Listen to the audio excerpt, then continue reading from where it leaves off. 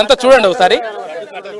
కట్టలు కూడా కట్టేసిండ్రు. తర్వాత అక్కడ పంట ఇంకా పచ్చగానే ఉంది, ఇంకా కొయ్యలేదు, ఇంకా అదంతా బాగానే ఉంది.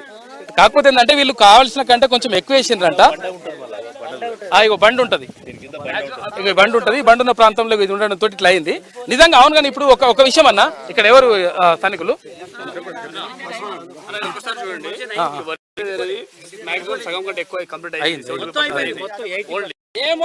బంగారం పండింది, ఆయన ఏదో ఓడిపోయిండు అని కావాలని రోడ్డు పక్కన చూసుకొని రోడ్డు పక్కన 10 గుంటలు చూసుకుంటా మాట్లాడుకుంటా రోజు మీటింగ్లు పెట్టుకుంటా ఎవరు అదే దయాకర్ రావు హరీష్ రావు పిలుస్తాడు, కేసీఆర్ పిలుస్తాడు, సత్యజిత్ రాథోడ్ పిలుస్తాడు, ఆంధ్ర పిలుస్తాడు. ఈ బోర్లు రియల్ ఎస్టేట్ వాళ్ళ మామయ్య పొలంలో నాటు పెట్టిండా? పెట్టలే. వీని బోర్ ఎక్కడో ఉంది. ఒక్క నిమిషం అన్న, అసలు యాక్చువల్ గా అంటే ఇంకొక కన్ఫ్యూజ్ ఉంది. అంటే చాలా రాష్ట్ర ప్రజలకు కూడా తెలవాలి ఈ విషయం. ఈ 4 బోర్లకు ఈ పొలానికి లింకు లేదు, సంబంధం లేదు. లేదు. ఆ బోర్లు వేరేటోళ్ళే ఈ భూమి బోర్లే కావు. కాదు ఇప్పుడు ఆంగోత్ సత్యమది ఆ బోర్లు, ఆ బోర్లు కావు. పొలము ఆంగోత్ సత్యమది బోర్లు కిరంది. అంటే ఆ బోర్లకు 4 బోర్లకు ఈ పొలానికి సంబంధం లేదు. లేదు. బీఆర్ఎస్ పార్టీ అలాంటి సంబంధం లేదు. వాళ్ళని కావాలని మభ్య పెట్టేసి వాళ్ళకి ఇక్కడ విసుకొల్పడం జరిగింది. మీరు చూస్తున్నారు కదా, వడ్లు చూడండి, వడ్లు ఆల్రెడీ అయిన దాన్ని కూడా వాళ్ళు హైలైట్ చేసి పడేస్తారు. సత్యవతి రాత్రుడు రావడము, ఇంకా ఎర్రబెల్లి దగ్గర అందరం తీసుకురావడం జరుగుతుంది. ఎర్రబెల్లి దగ్గర ఉన్నప్పుడు అయితే ఇక్కడ ఎలాంటి అభివృద్ధి జరగలేదు. పట్టుకున్నా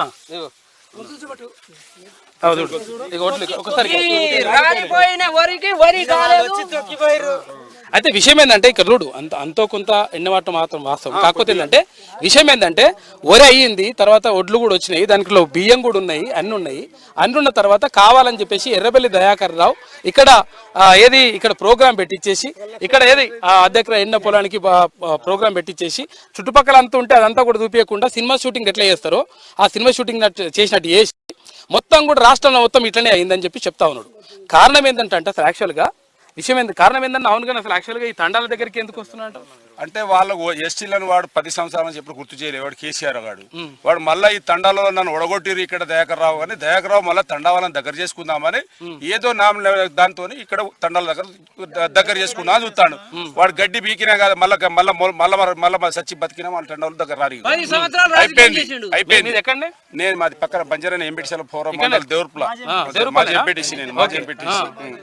అయితే ఈ వడ్లు ఈ భూమి వేరే వాళ్ళది, ఈ భూమి వేరే వాళ్ళది సార్. ఓకే, ఈ పొలం వేరే వాళ్ళది, ఆ భూమి వేరే వాళ్ళది. అది వాడు మా కాంగ్రెస్ పార్టీ ఈ పొలానికి ఎలాంటి సంబంధం లేదు సార్. ఆయన గోపీనాయక్ తండా, ఇది చింతబాయి తండా వాళ్ళది. దీనికి సంబంధం లేదు.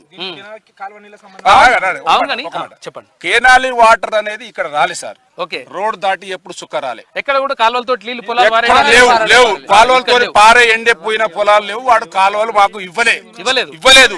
ఆ 10 సంవత్సరాలు బీఆర్ఎస్ ప్రభుత్వం ఇవ్వలేదండి. ఎక్కడ వాటర్ ఇవ్వలేదు మాకు.